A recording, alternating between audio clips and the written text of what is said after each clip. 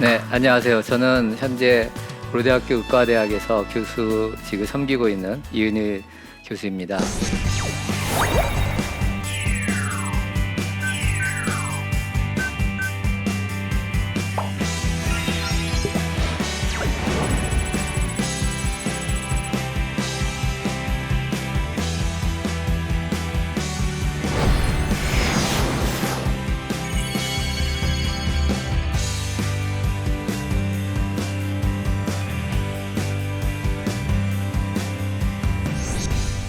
오늘 나 자신이 기적이다라는 그런 제목으로 함께 나누고 싶은데 혹시 다르파 로봇 경진대회에서 우리 카이스트의 로봇이 우승한 거 들으셨는지 모르겠습니다.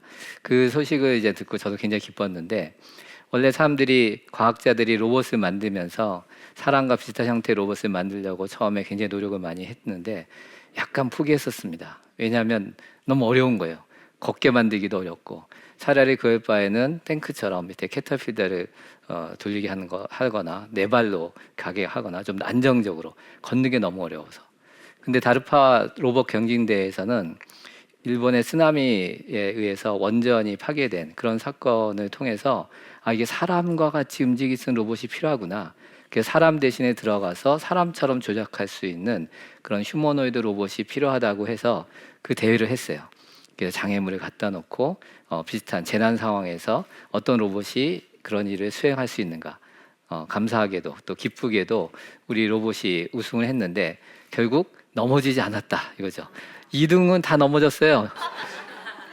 우리 로봇만 안 넘어지지 않았습니다. 이렇게 과학자들이 로봇을 만들면서 걷게 하는 게 이렇게 힘들었는데 우리는 그냥 아무런 문제 없이 잘 걸어 다니고 있죠. 그래서 우리는 그냥 너무나 평범하게 모든 것들을 바라보면서 당연하다고 생각하지만 사실은 이런 당연한 것이 아니라 그 안에 엄청난 기적이 숨어 있습니다. 과학자들이 진화론을 믿든 또는 하나님을 믿든 모든 과학자들은 결국은 하나님의 창조 질서를 연구하는 건데, 어떻게 사람이 이런 엄청난 존재일까? 세상에 어떠한 동물도 할 수 없는, 이렇게 걷고 뛰고 할 수 있는 유일한 생명체가 우리 인간이고, 또 엄청난 지성을 갖고 있어서 과학과 기술을 발전시키고, 그런 존재는 이 세상에 없잖아요. 너무나 잘 알고 있죠. 그런데 그렇다면 어떻게 인간이 그런 놀라운 능력을 발휘할 수 있을까? 사람들은 굉장히 궁금해했고 굉장히 많은 연구들을 하다가 이제는 드디어 우리 몸의 유전 정보의 설계도를 이제 알게 됐다. 우리가 유전 정보라는 것이 얼마나 엄청난 것인지 사람들이 연구하면서 거기에 설계도라는 말을 과학자들이 붙였습니다. 이 설계도대로 우리가 됐구나. 우리 얼굴이 이렇게 생긴 것도 다 이 설계도 때문이구나.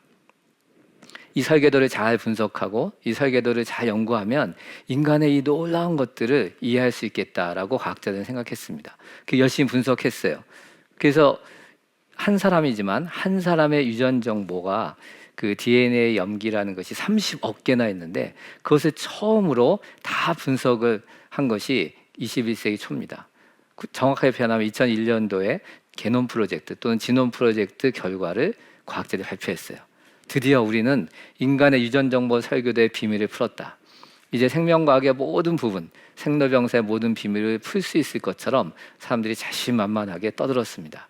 그러면서 그 유전 정보를 해독한 결과 그 유전 정보에는 우리가 이해할 수 있는 유전 정보가 5%밖에 안 되고 나머지 95%는 뭐 이상한 게 잡다하게 막 반복되어 있고 뭐 어지럽게 돼 있고 쓰레기처럼 돼 있더라. 그래서 과학자들이 인간의 유전 정보의 95%는 정크 DNA, 쓰레기 DNA다 라고 발표를 했습니다. 제가 그 발표를 듣고 어떤 생각을 했을까요? No, 그건 아니다. 아니, 하나님이 인간을 창조하시고 우리의 이 모든 인간의 창조물들이 계속 전달될 수 있도록 우리 안에 유전 정보를 주시고 그 유전 정보들이 자손을 통해서 전달되도록 그렇게 우리를 설계하셨는데 어떻게 거기에 쓰레기 DNA가 있겠냐? 말도 안 된다. 제가 그때 열심히 그렇지 않다. 쓰레기 DNA란 건 있을 수 없다라고 열심히 연구하고 또 사람들에게 설명하고 그랬습니다. 세계 최고의 과학자들이 95%는 쓰레기 DNA라고 하는데 저는 아니라고 주장했어요. 누가 이기겠습니까? 처음엔 제가 말도 안 되는 이야기를 하는 것 같지만 이제 그로부터 10여 년이 지나서 사람들이 DNA에 대한 연구가 지놈 프로젝트가 완료된 이후로 엄청난 연구들이 나왔습니다. 그 결과 2013년도에는 사람들이 이런 결론을 냈습니다. DNA 유전 정보 잘 모르겠다. 이게 무슨 얘기냐면 진짜 모르겠다는 의미가 아니라 연구에서 알면 알게 될수록 전에는 정크 DNA, 쓰레기 DNA라고 생각했던 것들이 기능들이 밝혀지고 놀라운 설계도의 그 비밀들을 알게 된 거죠. 전에는 요거의 설계 갖고 나머지는 아무것도 아닌 것 같다라고 생각했는데 그것이 아니라 놀라운 설계도가 있다는 것을 발견하고 이제는 이게 뭔지 모르겠다고 하는 것도 이게 뭐가 있지 않을까? 그래서 네이처라는 유명한 잡지에 과학자들이 이렇게 썼습니다. Celebrate unknowns. 모르는 것에 대해서 축제를 벌이자. 아니 사실은 엄청나게 많은 걸 알게 됐죠. 근데 엄청나게 많은 것을 알게 되는 순간 생명과학자들이 DNA 유전 정보는 우리가 다 알 수가 없구나. 우리말 속담에도 그런 말이 있죠. 익은 벼가 고개를 숙인다. 그러니까 어떤 과학자들이 다 아는 것처럼 떠들고 진화론은 다 설명될 것처럼 떠들고 있지만 사실은 과학적 정보가 누적되면 도리어 진화론자들 입장에서도 이거 좀 아닌 것 같은데? 그 네이처지를 쓴 그 과학자들도 이거 진화론 설명하기 너무 어렵다. 인간이 어떻게 존재할 수 있는가라는 근본적인 질문 앞에서 우리 하나님의 창조를 믿는 사람은 너무 쉽죠. 하나님이 창조하셨으니까. 그러나 하나님의 창조를 믿지 않는 사람 입장에서는 굉장히 어렵습니다. 어려우니까 열심히 어떻게든지 연구하고 복잡하지만 설명하려고 굉장히 노력을 하고 그래서 원숭이와 유사한 공통조상으로부터 진화가 돼서 원숭이도 되고 인간도 되고 물론 공통조상이라는 거 발견된 적도 없고 지금 주장 오스트랄피테쿠스도 원숭이에 불과하지만 진화론 입장에서는 하나님의 창조를 믿지 못한 입장에서는 그렇게밖에 이야기할 수 없는 거죠. 맨 처음에 인간이 어떻게 출현했을까? 하나님이 아담과 하와를 창조하셨다. 하나님 얼마든지 그럴 수 있죠. 열심히 진화론 과학자도 연구합니다. 처음에 인간이 어떻게 출현했을까? 여러 곳에서 진화됐다면 여러 곳에서 다양하게 나왔을 텐데 그래서 유전 정보를 가지고 여성의 경우에는 마이토콘드리아가 계속 유전되기 때문에 마이토콘드리아를 가지고 남성의 경우에는 Y 염색체를 가지고 연구를 했어요. 근데 진화론자들의 과학적 결과가 뭐냐? 인류의 모든 여성들은 한 여성으로부터 다 나왔구나. 이 인류의 모든 남성들은 한 남성으로부터 다 나왔구나. 이게 진화론자들의 연구 결과예요. 당황스럽죠. 이게 사실은 여러 조상이 있어야지 진화론과 맞는데 한 명밖에 안 나오는 거예요. 이게 뭐지? 그래서 사람들이 뉴스위크에는 과학자들이 아담과 이브를 찾는 연구를 한다 막 이렇게 표지로도 나오고 그랬을 때 진화론 과학자들 입장에서는 좀 언짢죠. 이게 성경의 아담과 하와가 아닌데 그래서 우리가 찾은 이 첫 번째 여성 첫 번째 남성을 성경의 아담과 이브를 구분하기 위해서 마이토콘드리아 이브 Y 염색체 아담 이렇게 과학자들은 부르고 있습니다. 그러나 우리가 볼 때는 똑같은 얘기죠. 진화론자들조차도 열심히 연구하면 결국 하나님의 창조 질서를 우리가 알 수밖에 없는 것이죠.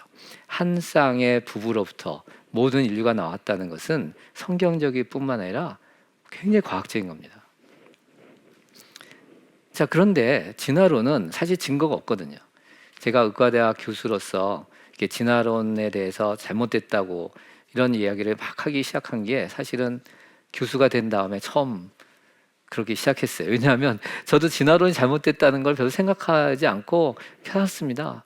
저도 어릴 때부터 크리스찬이고 제가 4대째 크리스찬이니까 집안이 다 크리스찬들이고 교회 당연히 다니는 거고 성경 당연히 믿는 것이고 그랬는데 진화론이 잘못됐다는 생각 별로 안 하고 살다가 의대 교수가 된 다음에 창조과학 세미나를 처음 딱 들었을 때 이게 뭐야?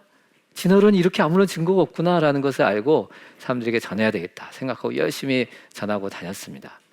저는 이렇게 열심히 얘기하면 사람들이 다 설득되는 줄 알았는데 그게 아니더라고요. 왜냐하면 이게 창조를 믿느냐 진화를 믿느냐는 과학적으로 진화가 증거가 없다는 얘기는 얼마든지 할 수 있지만 창조를 믿는다는 건 그것도 엄청난 결단과 믿음이 필요한 것 같습니다. 자, 그런데 진화론자들은 증거가 없으니까, 화석의 증거도 없고 뭐 증거가 있다고 주장하지만 사실 가만히 보면 진화를 보여주는 증거는 전혀 없거든요. 그런데 사람들이 진화가 된 것처럼 느끼게 하는 여러 가지가 있습니다. 그것이 바로 다양성이죠. 뭐 생명체의 다양성을 보고, 사실 다윈도 그거 가지고 이제 진화론을 만든 건데, 사람들이 보면 우리는 우리 한국 사회에서는 좀 다양한 사람들이 별로 없으니까 까만 흑인을 보면 너무 까마네, 백인을 보면 너무 하얗네, 그리고 그런 사람들 우리가 굉장히 다른 것처럼 그렇게 생각을 합니다. 아니, 어떻게 이렇게 다양한 인종, 피부 색깔이 이렇게 다른 다양한 인종이 있을 수 있을까? 거기에 진화론자들이 딱 얘기한 거죠. 왜 이렇게 다양한 인종이 생겼냐? 바로 진화 때문이야. 햇빛이 막 뜨거운 데서는 사람들이 얼굴 피부가 까매지고, 또 햇빛이 별로 없는 곳에 가면 이게 까만 색깔이 반영이 돼서 다시 하얘지고, 막 이런 식으로 환경에 의해서 피부 색깔이 변화되고 그래서 인종이 형성됐다고 그럴듯하게 설명합니다. 과학적으로 잘 모르면 그런 설명이 굉장히 설득력이 있어요. 그러나 사실은 그렇지 않습니다. 왜냐하면 과학적으로 이 피부 색깔을 결정하는 유전자를 아직 찾지 못했어요. 더군다나 실제 유전 정보를 가지고 분석을 해보면, 예를 들면 여기 흑인이 계시다고 하면 저랑 흑인이랑 분석하고 저랑 여기 계신 우리 한국 분하고 유전자를 분석해서 비교를 하면 저하고 흑인이 더 같게 나올 수 있어요. 도리어 사람들이 생각하는 것보다 인종이라는 것은 사실 차이가 없는 거예요. 우리가 언어가 다르고 문화가 다르고 피부 색깔이 다르니까 굉장히 달라 보이지만 사실 유전자를 가지고 비교해 보면 별로 다르지 않습니다. 도리어 서로 우리 같은 한국 사람 내에서도 어떻습니까? 어떤 사람은 수학을 잘하고 어떤 사람은 운동을 잘하고, 사람마다 각각 독특한 부분이 있는 것처럼 피부 색깔도 그런 거예요. 그럼 이런 피부 색깔이 어떻게 형성되느냐?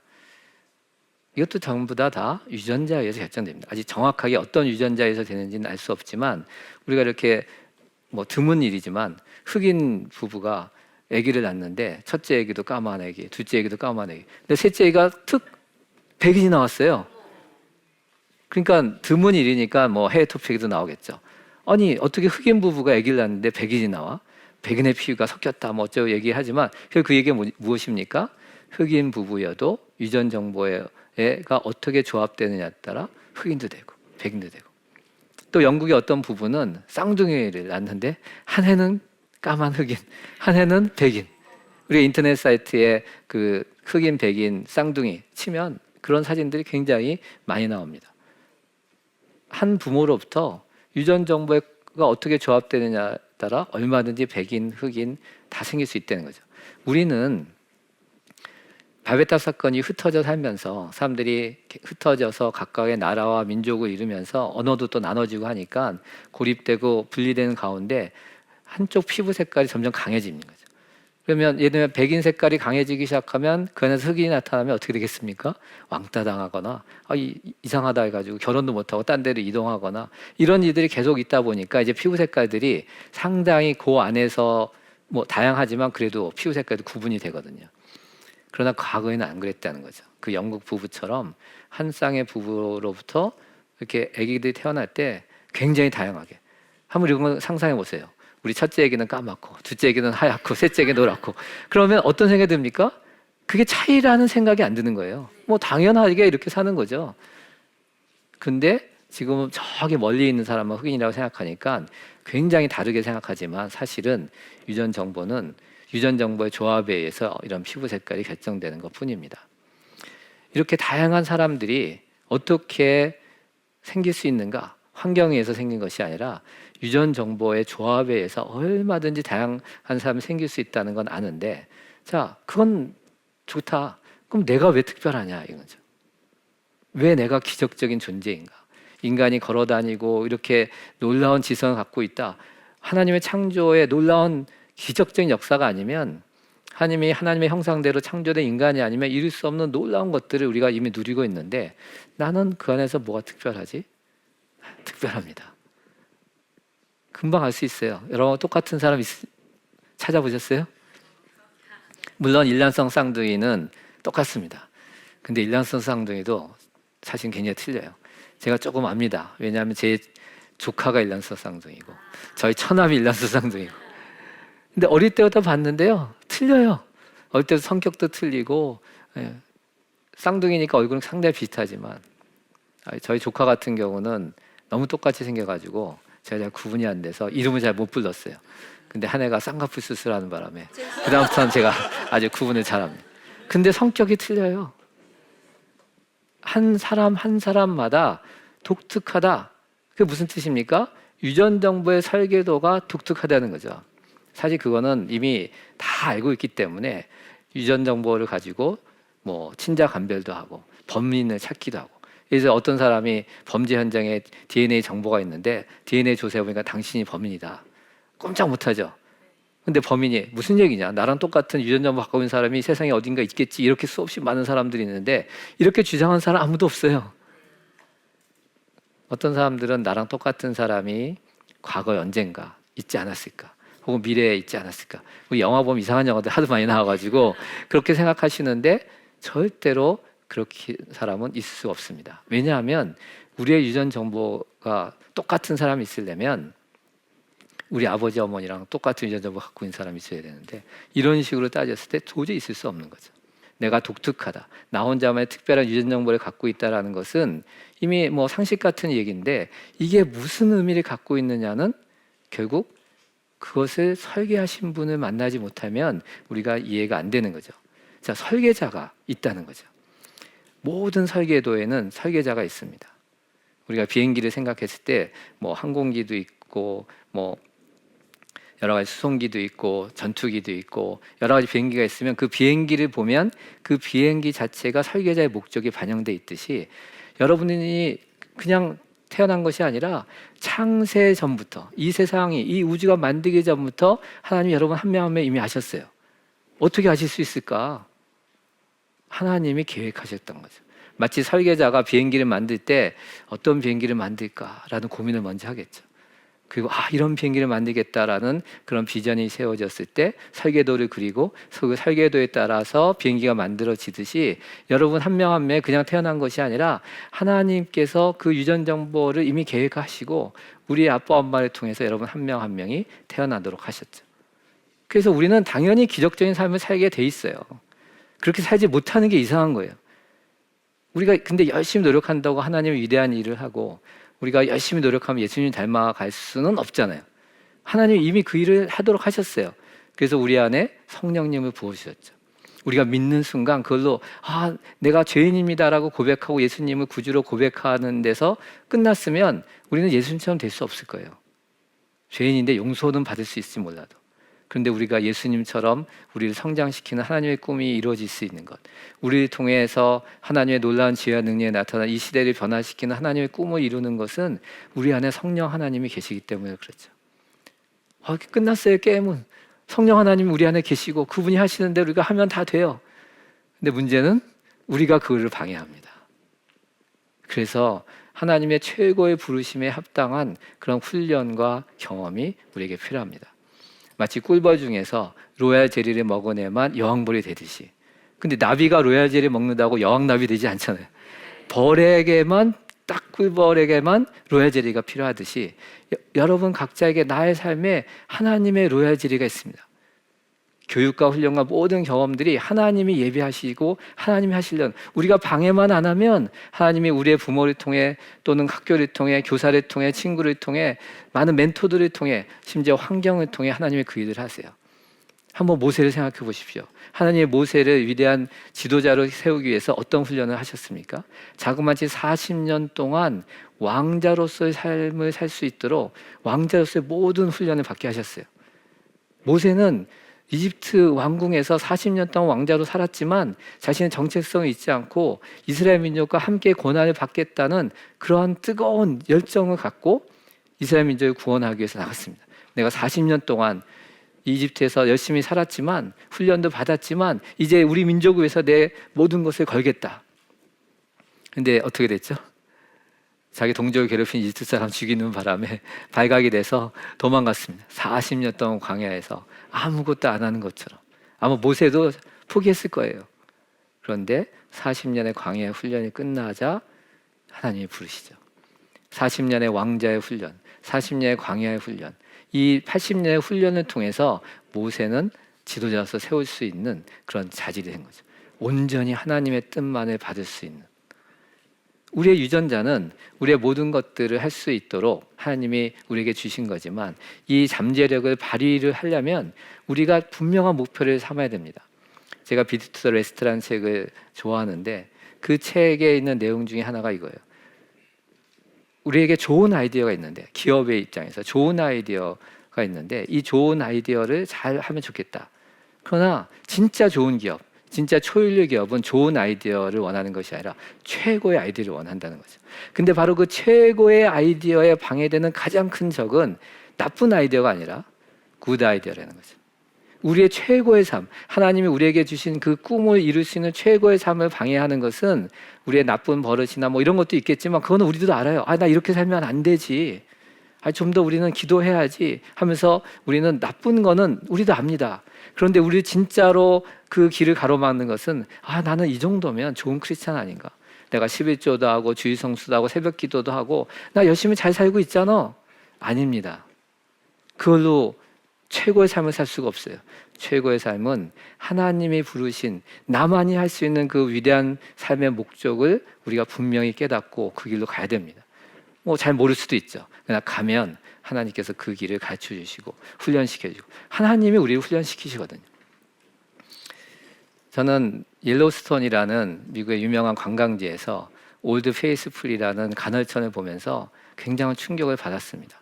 이 간헐천이라는 것은 그냥 돌덩어리만 있는데 시간이 되면 분수처럼 막 솟구치는 그걸 이제 간헐천이랍니다. 용암이 흐르니까 그에서 뜨거워졌다가 어느 시간이 되면 터지면서 나오는 거죠. 장관입니다.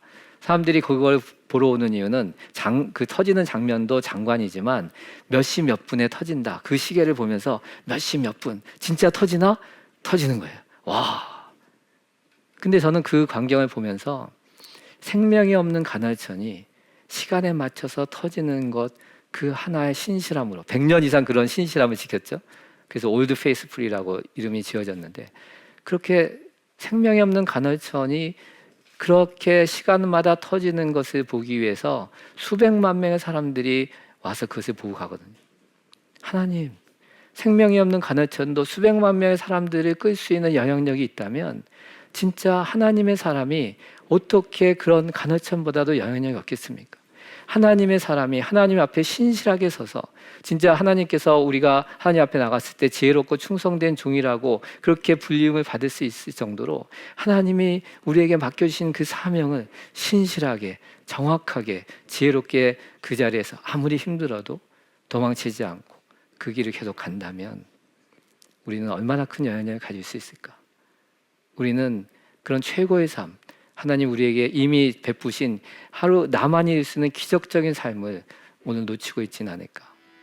우리 모두 그런 하나님의 우리에게 부르신 그런 놀라운 기적의 삶에 도전하시면 좋겠습니다. 감사합니다.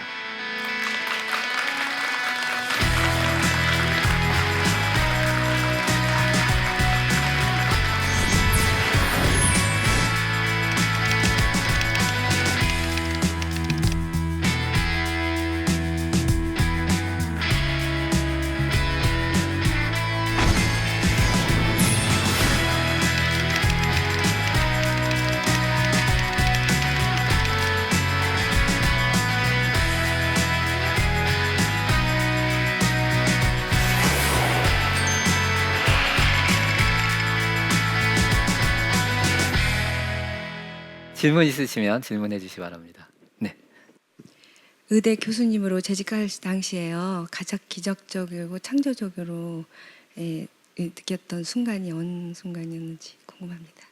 하나님께서 창세기 1장에 보면은 낮을 주관하게 하시고 밤을 주관하게 하시고 그렇게 표현되어 있거든요.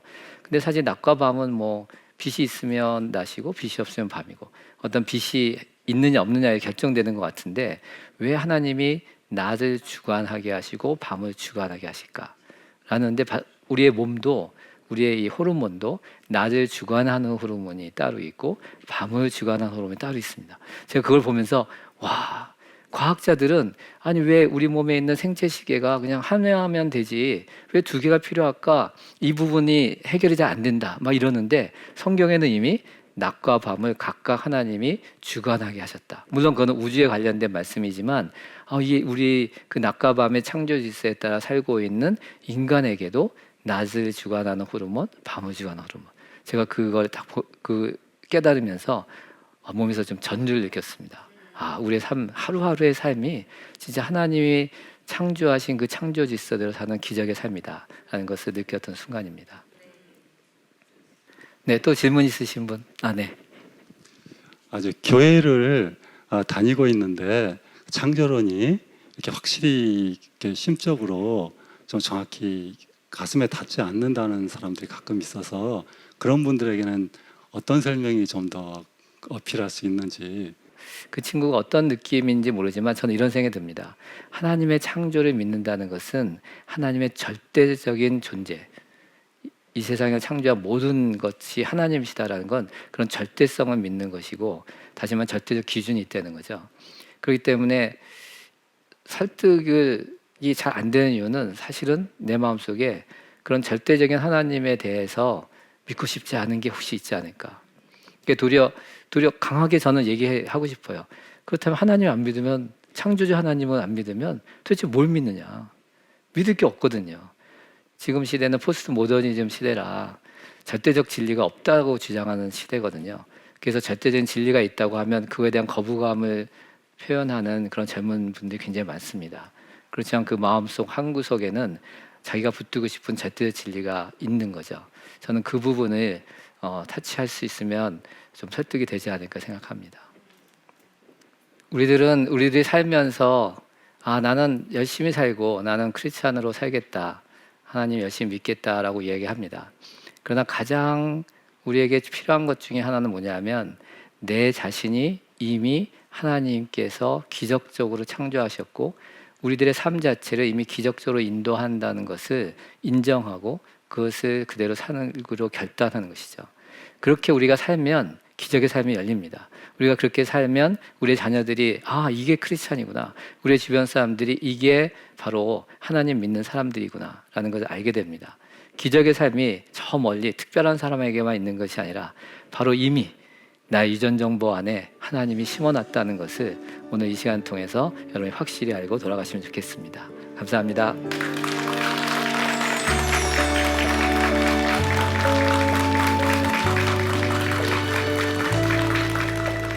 어떤 사람이 니네들 믿는 하나님이 어디 있느냐 보여달라, 하나님은 보이지 않으신다, 안 보이신다, 이거 뭐야 가짜 아니야 라고 생각하는 이유는 시공간 안에 하나님이 존재해야 된다라고 착각하는 거죠. 그러니까 사람들이 인터스텔라 영화에서 시공간을 초월했다라고 표현되면 이건 과학적이다 이러면서 받아들이고, 영생의 생명의 부활과 심판의 부활, 의인의 부활과 악인의 부활이 다 있어요. 우리가 부활의 세계라는 것은 무엇을 의미합니까? 시공간이 없어진 세계예요. 시공간이 없어졌다는 것은 무엇을 의미합니까? 우리에게 기회가 없다는 거예요.